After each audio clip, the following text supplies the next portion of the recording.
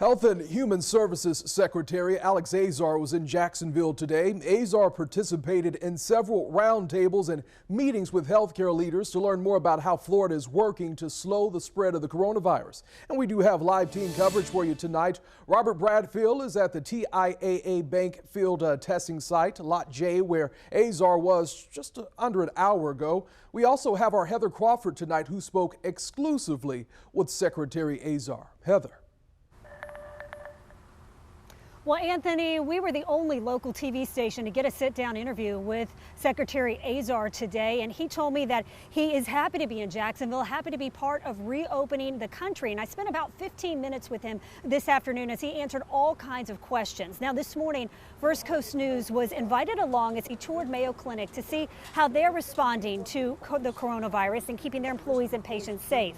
And then he visited Bernhardt Labs, where he saw it's helping with COVID-19 testing by doing things like 3D printing swabs to help maximize the number of tests available. The conditions are there for us to get our country back to work and back to school and back to church. We can do so safely. You know, all too often people are describing this as health versus the economy. I don't see it that way. I see it as health versus health. I was able to see at Mayo Clinic, you know, people aren't getting cancer screenings. I was able to see here, they do a lot of women's health cancer screenings here at Bernhardt Labs. They're not getting screenings. Hundreds of thousands of cases of cancer are not getting diagnosed and treated in a timely manner. And Secretary Azar told me today that he believes that there are real health consequences to the economy being shut down and people staying at home. So he said that really has to be balanced against the spread of this virus. I also asked him about the COVID-19 vaccine. He told me he's optimistic. He hopes, while there's no guarantees with science, he hopes that we could have 300 million doses available by January. The Department of Defense and HHS are working across the whole of government and the private sector, and we're going to reduce inefficiency in the development of our vaccines, and we're also going to start manufacturing those vaccines even before we've been able to determine if they're safe and effective, and we'll be able to get approved by the FDA. Anything we use will be safe and effective, but we'll produce that so that we've got it on hand to start administering vaccine as soon as the FDA approves. Now, I asked him if the COVID-19 vaccines would be mandatory. He told me that is something that would be up to state and local officials. And coming up tonight on First Coast News at 6, hear what he told me when I asked him about kids going back to school in the fall. Now, after he left Bernhardt Labs, he headed over to TIAA Bank Field to see the testing site there. And that's where we find On Your Side's Robert Bradfield continuing our live team coverage. Robert? Newest headlines in the coronavirus outbreak. President Donald Trump wants churches and other houses of faith to open this weekend. Speaking from the White House briefing room this afternoon, President Trump said houses of worship provide essential services and called on governors to allow them to open immediately. If they don't, the president said he would override the governors. And today, Florida Governor Ron DeSantis was joined by Mayor Lenny Curry in Jacksonville to announce that the state would be lifting all restrictions on youth activities. Now, that includes summer camps, and it starts right away. The governor says he feels confident moving forward based on the latest research from the CDC regarding how the virus impacts children. He also noted that Florida has not had any COVID-19 related deaths in people under the age of 25 throughout the course of this pandemic so far. Let's take a look at the latest COVID-19 numbers in Florida. There are 49,451 confirmed cases. 9,100 people have been hospitalized and close to 2,200 have died. The percentage of cases continue to decrease, and it currently sits at 5.9%. When we take a look county by county, there are more than 2,800 cases around Northeast Florida, with the majority of cases in Duval, Clay, and St. Johns counties. And as always here on First Coast News, we're putting the curve in context for you.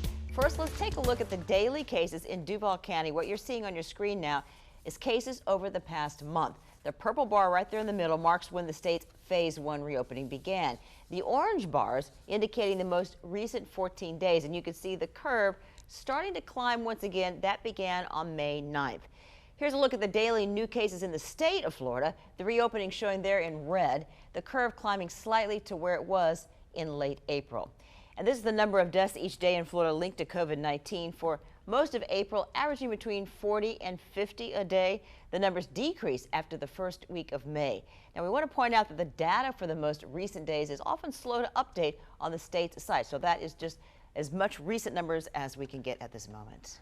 U.S. Health and Human Services Secretary Alex Azar made a stop here in Jacksonville this afternoon to talk with health care providers and to tour COVID-19 testing sites. Our Heather Crawford got an exclusive one-on-one interview with Azar. We'll hear from her in just a moment, but we want to begin our team coverage with Robert Bradfield, who joins us live from TIAA Bank Field, where Azar spoke just a short time ago. Robert. Good evening, Anthony. Yes, Secretary Azar did tour this testing site earlier this afternoon. It has since closed. It closed at 5, but will reopen here tomorrow at 9 in the morning. But before that, he did take some time in speaking with some of the workers here earlier this afternoon, also seeing some of the drive-through testing really up close and personal. Now, he did also give the National Guard, which is overseeing the testing here, a high grade. He says he was impressed with how things are being run. He also likes the pace of the testing and the role that these workers have in making sure that the tests are done properly. Secretary Azar also addressing the announcement made today by President Trump urging the churches, temples, synagogues to reopen this weekend. Secretary Azar says he's aligned with the president, saying it is time to reopen this country, but also says it really should be up to the governor's discretion. The president put out guidance, and again, that's federally supported guidance supporting states and local leaders.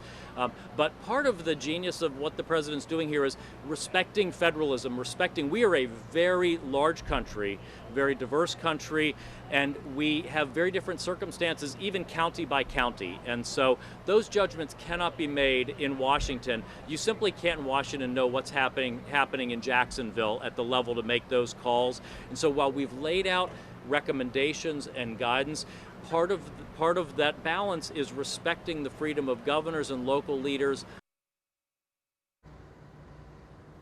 Also back here tonight, since this testing facility and site opened March 23rd, there have been more than 13,000 tests completed, and Secretary Azar says there really has not been any major hiccups.